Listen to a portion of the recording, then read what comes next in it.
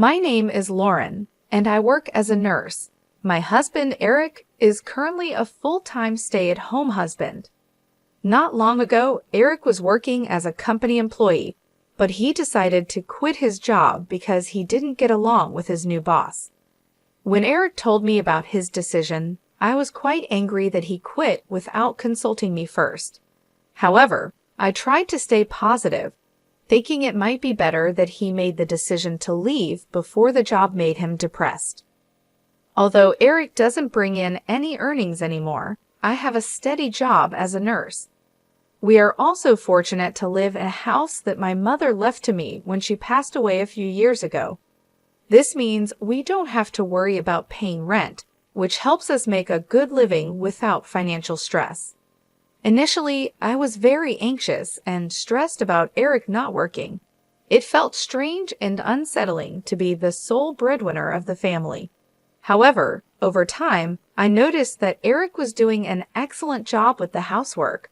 He took care of all the chores, cooked meals, and made sure everything was in order. Gradually, I got used to this new arrangement and even started to enjoy our life together more. One day, I came home from work to find my sister-in-law, Melissa, visiting our home. Eric greeted me cheerfully as I walked through the door. "Welcome home, honey. Hope you had a great day at work. Oh, I think I forgot to tell you Melissa was coming over. I'm sorry I forgot to mention it." To be honest, I was a bit upset with Eric. He spoke as if he wasn't sorry about it at all. But then, I realized it had been a long time since I had seen Eric so cheerful and relaxed. "I see. It's totally fine. But from next time, could you please let me know in advance?" I replied, trying to stay calm. Eric smiled and agreed. He then turned to Melissa and suggested, "Maybe it's time for you to head home now." But Melissa didn't seem to agree. "Already, I don't want to go home yet. Since this house has enough space and room, I think I want to sleep over tonight," she said. I was taken aback by her response. It was unexpected and put me in a difficult position.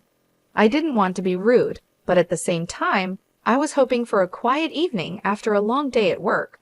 However, seeing Eric so happy and my sister-in-law being comfortable, I decided to go along with it for now.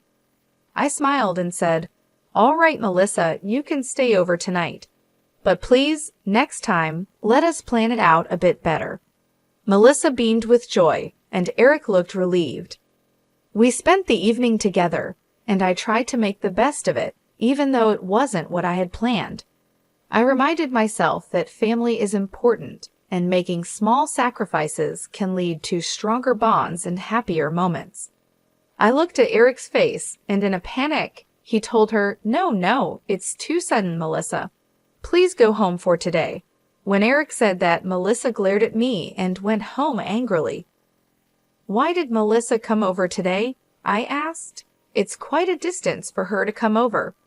Actually, Melissa got a divorce recently. She has no place to go, so she went back to my parents' place. But their apartment is small, and they asked her to hurry up and find a job and give them money. She feels very unwelcome, and I feel sorry for her, Eric explained. I listened to my husband and got frustrated because I couldn't understand why he felt so sorry for her. Then Eric said, "I am sorry about today. I have been searching but couldn't get a job, and I wanted someone to listen to me for a change, so I let her in." I was angry at Eric for his selfish behavior, but realized he needed this. I said, "Okay, it's true that it's better to have someone than being alone in that kind of situation. But next time, make sure you call me and have her leave before I get back, okay?" I wondered if I was spoiling Eric too much, but I made sure he knew to inform me next time, so I stopped talking about it further that day. 5 days later, Eric texted me while I was at work. "Hey, hope your day is going great at work. Melissa is saying that she wants to come over if that is okay with you. You're working until 8 p.m. today, right? I will make sure to have her leave before 8 p.m. It had only been 5 days since she last came over. Eric said he would make sure Melissa leaves before 8 p.m., but I worried about how long she planned to stay. I said, fine, make sure she leaves as soon as possible. I really didn't want Melissa to come over, but seeing Eric so happy about it, I agreed. I wanted Eric to enjoy his time with his sister, so I didn't think much about it. At work, it was such a busy day that I totally forgot Melissa was coming over. When I finally got home, she was still there. "Huh, why are you still here?" I asked, feeling a bit annoyed. Eric noticed my bad mood right away and panicked. "I'm so sorry. I've been asking Melissa for advice and lost track of time. Melissa will leave now." Eric turned to Melissa, and she sighed, saying, Yes, I will go home now." She started packing her things, acting annoyed, and then laughed. Her attitude really bothered me, so I said, "What's up with her? This isn't her house. Doesn't she have any sense?" Eric defended her, "You're saying too much. She came all the way here just to help me." I thought they could have met somewhere else, but I was too tired to argue. "You're right. Sorry I said too much. I'm just too tired today.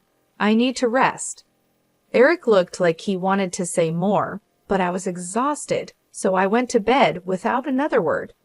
The next day, I had day off and was relaxing at home. Eric came up to me and said, "About yesterday, I'm sorry. I was wrong.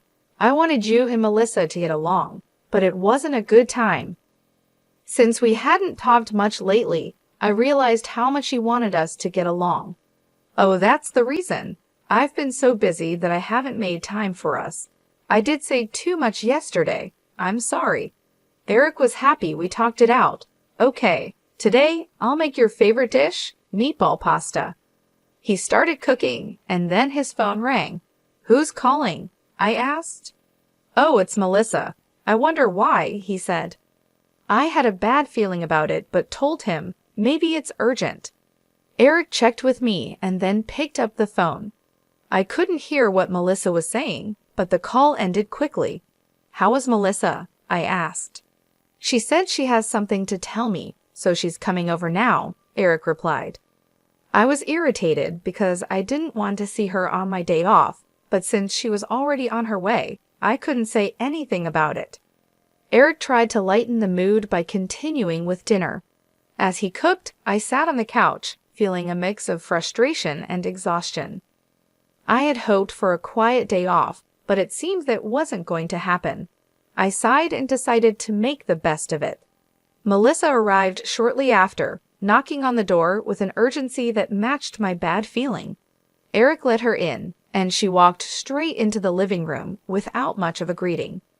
"I have something important to tell you both," Melissa said, her voice serious. I exchanged a glance with Eric, who looked just as puzzled as I felt. "What is it, Melissa?" I asked, trying to keep my voice calm. She took a deep breath and said, "I've been offered a job in another city, and I'm thinking of taking it. But I need a place to stay until I get things sorted out." My heart sank. The last thing I wanted was more disruptions in our already hectic lives. But before I could respond, Eric spoke up. "That's great news, Melissa. Congratulations on the job offer," he said, his face lighting up. "But where do you plan to stay?" Melissa looked at both of us with hopeful eyes. "I was hoping I could stay here, just for a little while. I promise it won't be long." I felt a wave of frustration wash over me. We had just talked about needing more time for ourselves, and now this. But seeing the hopeful look on Melissa's face and Eric's supportive expression, I knew I couldn't outright refuse. "I understand your situation, Melissa," I said, choosing my words carefully. "But we need to set some ground rules if you're going to stay here. It can't be like last time. We need to know in advance when you'll be here, and you need to respect our space." Melissa nodded eagerly. "Of course, Lauren. I'll make sure to follow your rules. Thank you so much for understanding." Eric looked relieved, and I sighed, hoping we could manage this new arrangement without too much trouble. "All right, let's get through dinner first," I said. "Then we can talk more about the details." We sat down for the meal Eric had prepared, and the conversation was mostly light, though I couldn't shake the underlying tension. After dinner, we discussed Melissa's stay in more detail, setting clear boundaries and expectations.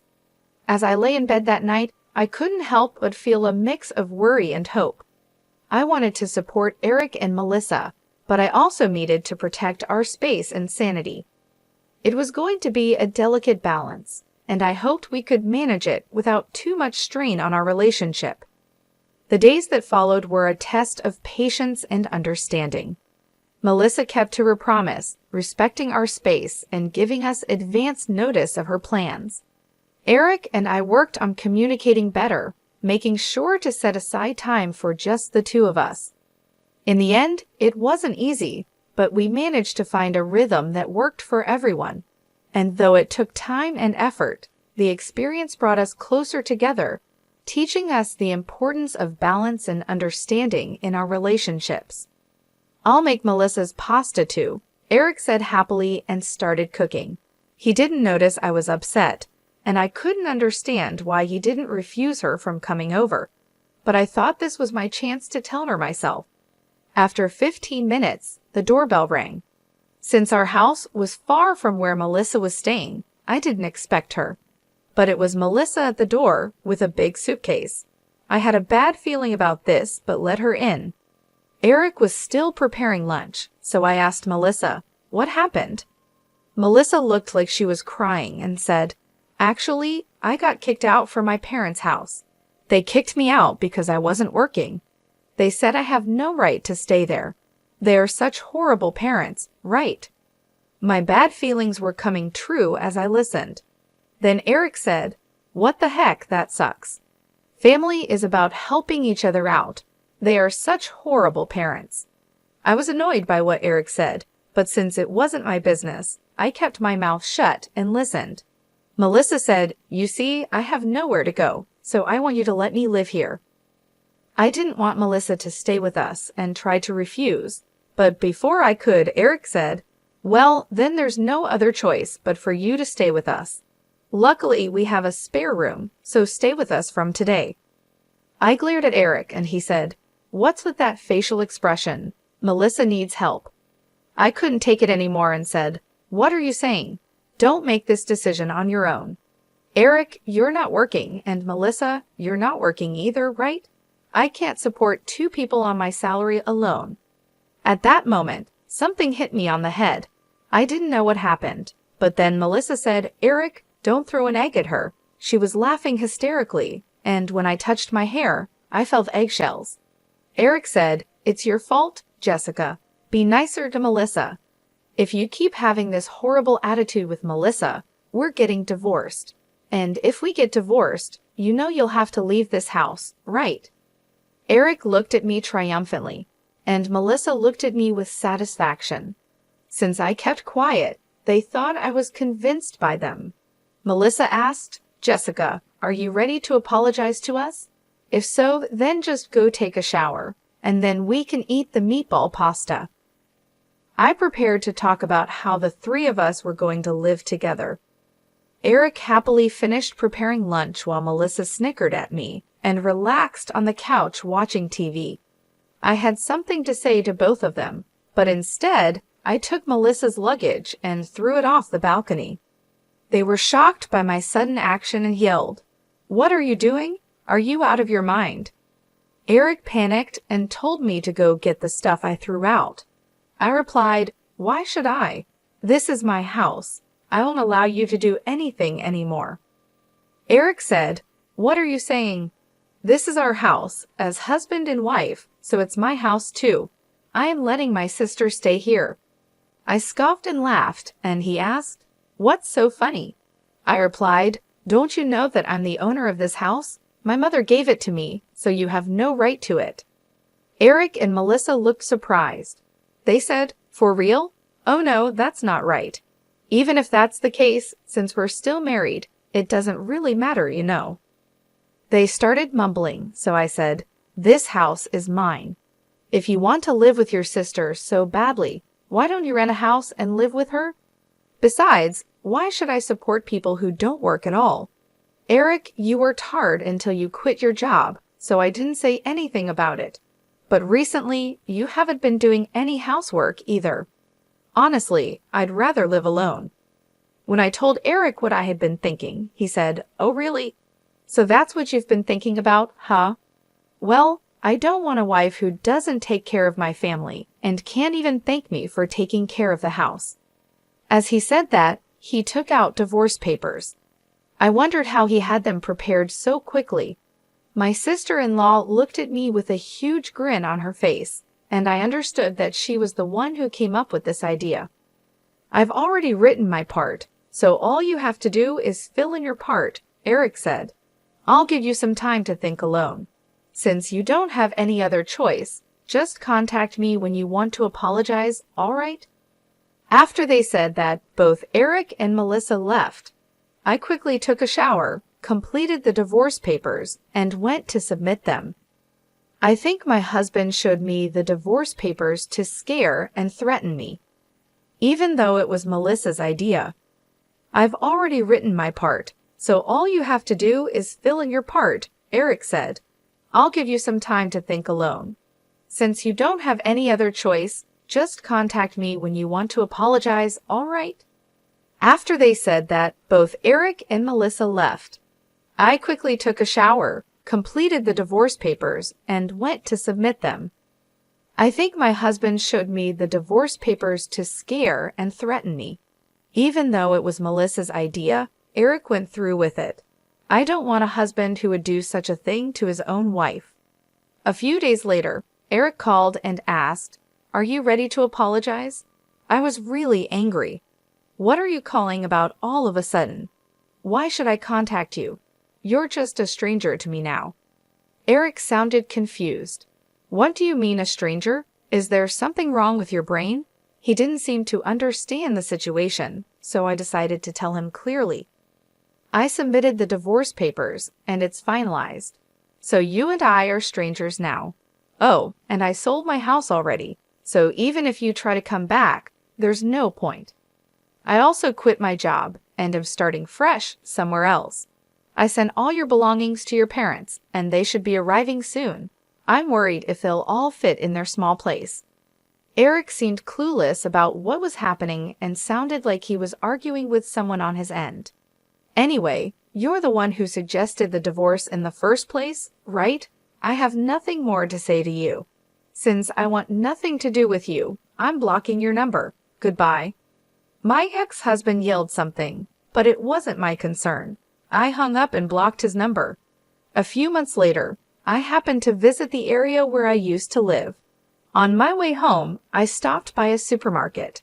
There, I saw someone who looked like my ex-husband, Eric, working. It seemed like he made a mistake at work, and a younger woman was scolding him. "Oh, how many times do I have to tell you to understand? Don't make me repeat myself," she said while other workers chuckled at the scene. I felt a bit bad for him seeing the situation. He was getting scolded by a much younger woman, and other workers were laughing at him. But there's nothing I can do about it because he's just a stranger to me now. As I watched him, I thought about how things might have been different. If Eric had thought more about how to handle his sister, maybe this wouldn't have happened. Melissa caused so many problems between us, and Eric just went along with it without considering how I felt. But in any case, I'm glad I divorced him. It wasn't an easy decision, but looking back, it was the right one.